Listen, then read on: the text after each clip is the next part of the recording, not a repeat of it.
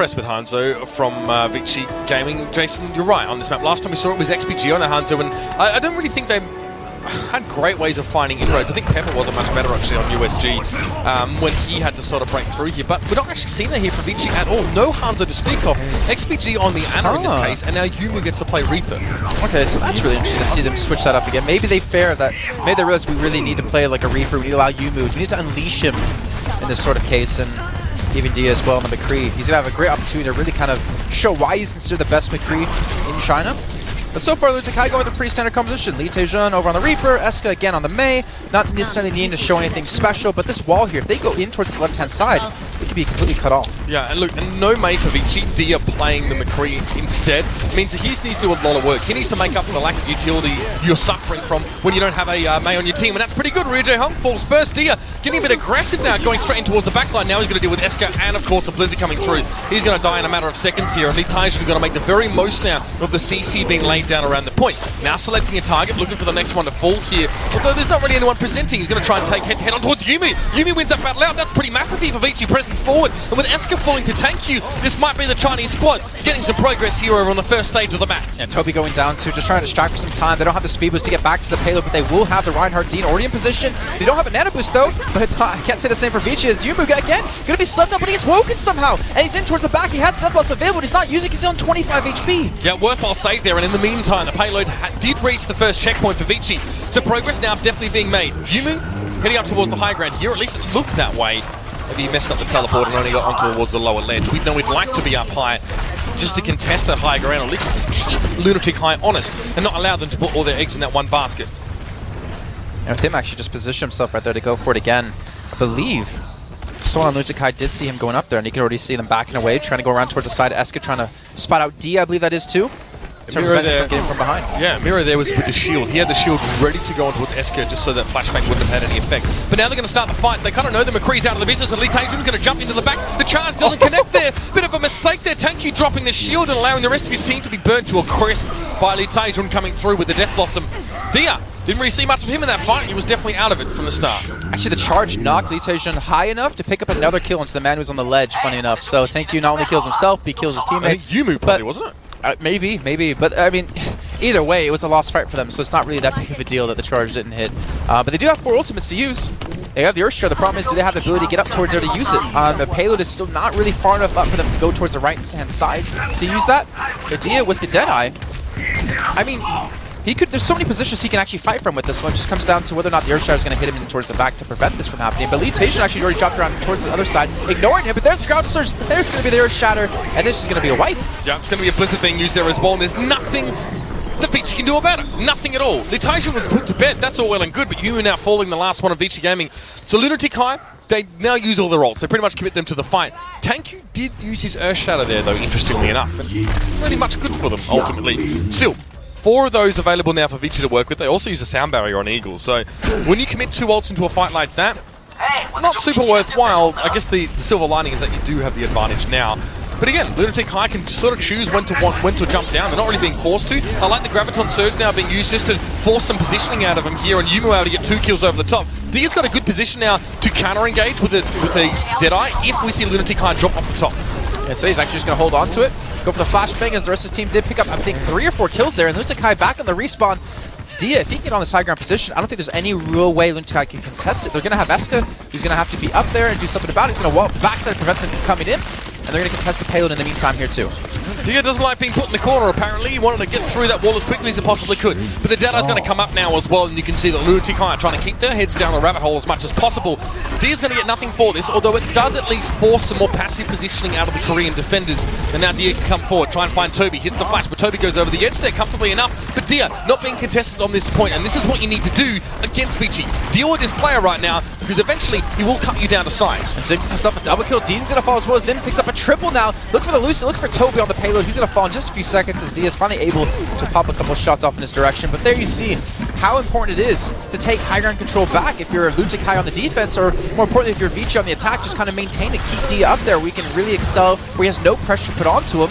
and there's nothing you can do to kind of dismantle that spot. The headshot from Dia on towards Ryu Hong was really important. He was down to about 10 HP, and it was just a breath of air from Vici Gaming to pick him up as he tried to retreat. An important pick off, and it's going to prevent Lunatic-hai's engage potential for the moment. He is now back and will be returning, and this gives some time release for Vici to set up. It could be the high ground push, it could be the epic clash of teams now up on there. It's all about who gets the better Earth Shatter, who manages to get the Graviton Surge down, and we're going to see that happen now as well. There's going to be a mutual charge here, but Litation turns his attention straight towards Thank You and finds him. Now going to come in with the Death Blossom, no nano boots required there, and Dia going to have to back away here, trying to get some passive shots in. But the Blizzard definitely going to seal the deal here for Vici. It's still their fate. Dia was hoping to catch someone off there, but he didn't realise perhaps how many Lunatic-hai players were barreling towards him. There's still a lot of ultimates used out of Lunatic-hai. You had the Death Blossom, the Sound Barrier, the Blizzard, even the Graviton Surge being thrown in there. But I think they really want to throw everything they possibly have at this just to make sure they can put up a hold, because this is not how they expect it to go. Vici only got the first point when playing against Energy in Group A when it came to Dorado. But they're looking much better here today. They do have 4 big ultimates to use. Dia's not going to have his Deadeye up really at all during this fight, or ideally should not be able to. But they force a switch out of Lunatic-hai. Look at Eska. He switched over to McCree from May. That's a great way to use this high ground and poke down the enemy team as they approach. Now Dean gets the nano boost. Yumi's got to be put to bed though. He had an opportunity to make a lot happen to get on towards Eska first, and now he's out of the fight. Dean's going to find Zimmer, now going to be pressured down as well. That would be Dia trying to take him down, if I'm not mistaken, who does eventually fall. Litation gets the rest of the job done by finding Yumu, and that should be Lunatic-hai stabilizing yet again. So Vici, I'm trying to wonder what can they possibly switch up to maybe counter this. I would say, honestly, a Genji wouldn't be too bad, because every time Yumu gets nano boost, he seems to just get slept by Ryuje Hong. And obviously a Genji has a little bit more mobility and also the ability to reflect if you need it. And then with Eska on the McCree, if you can take him out 1v1, you give yourself such a huge advantage. Obviously a 1v1 is really never going to happen, but it's still very likely you could pull something like that off.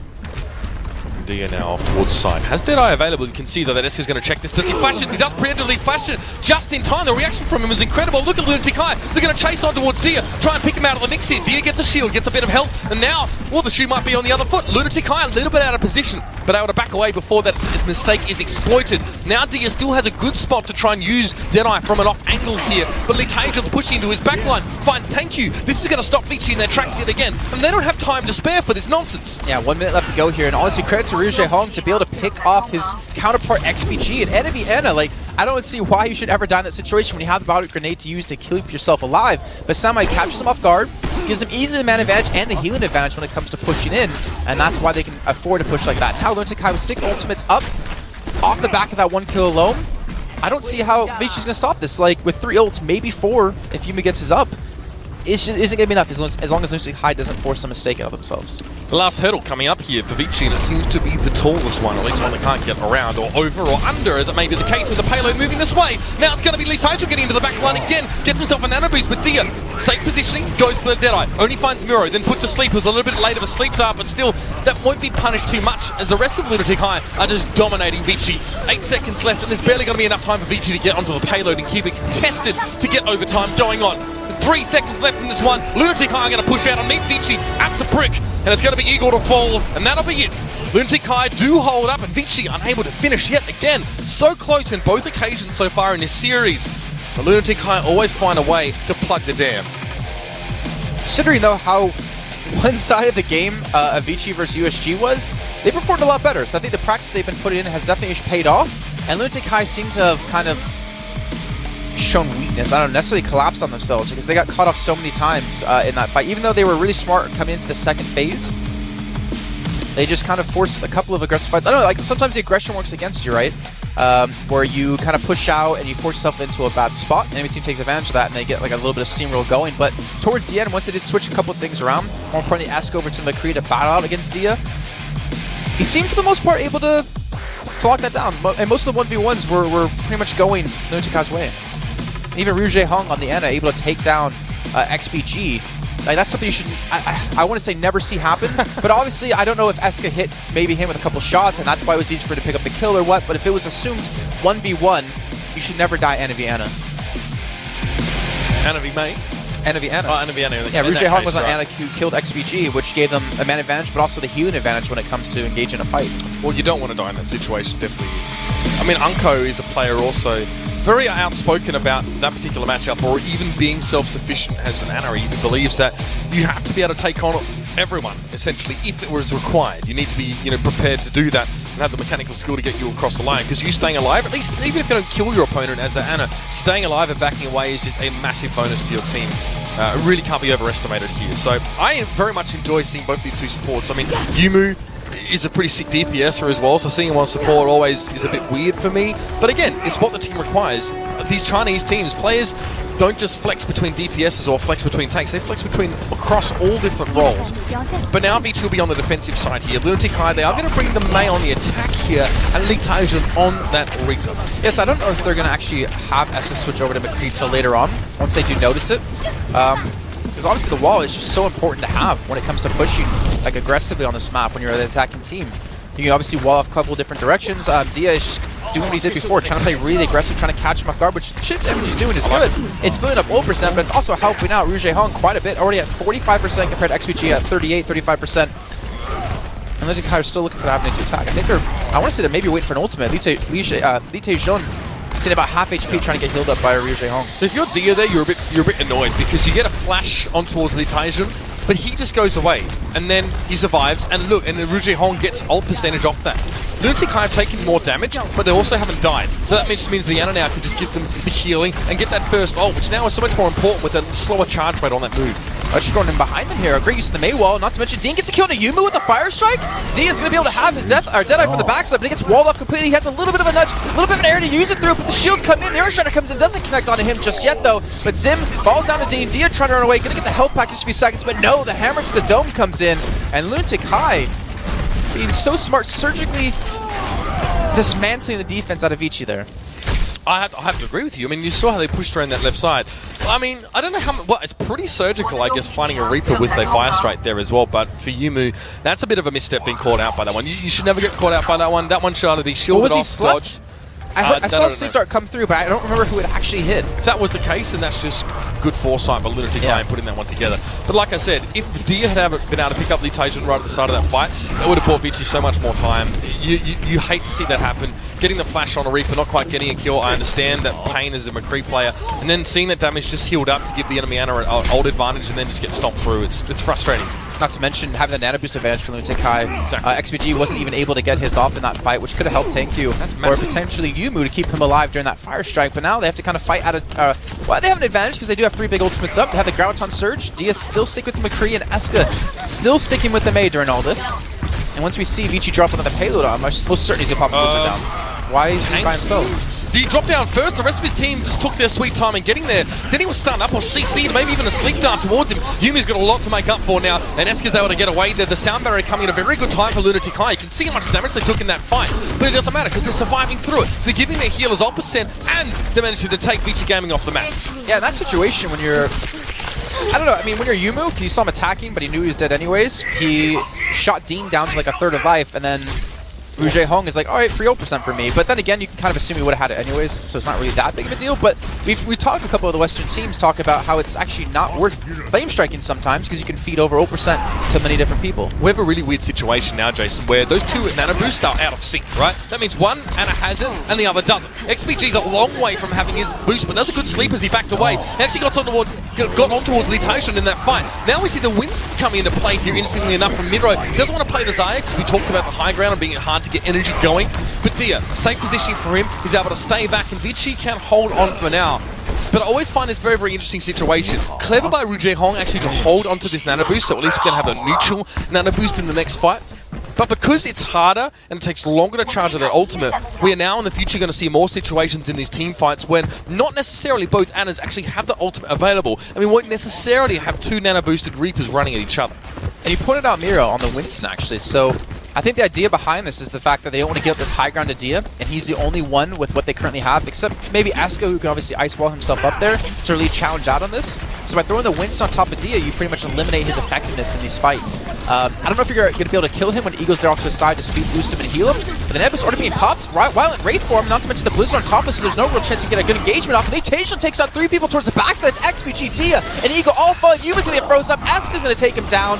And just like that, Lunatic-hai are going to successfully take the second checkpoint. Completely crushed. Yumu didn't even have a chance to use that Death Blossom there as well. I thought for a second that it might have been a Nano Boost used to bait out more ults, because if you just walk at them with Wraith Form and Nano Boost on, you're not going to die, you're not going to take damage, and you might force defensive ults away. But if that was the plan, it didn't happen at all. And now Lunatic-hai, they're chasing for more kills. They've caught Vici on the back foot here, and there's no way for them to get back to safety. Dio's in trouble. He needs to be careful. Miro's going to jump up there. He doesn't even have to. Toby picks him off.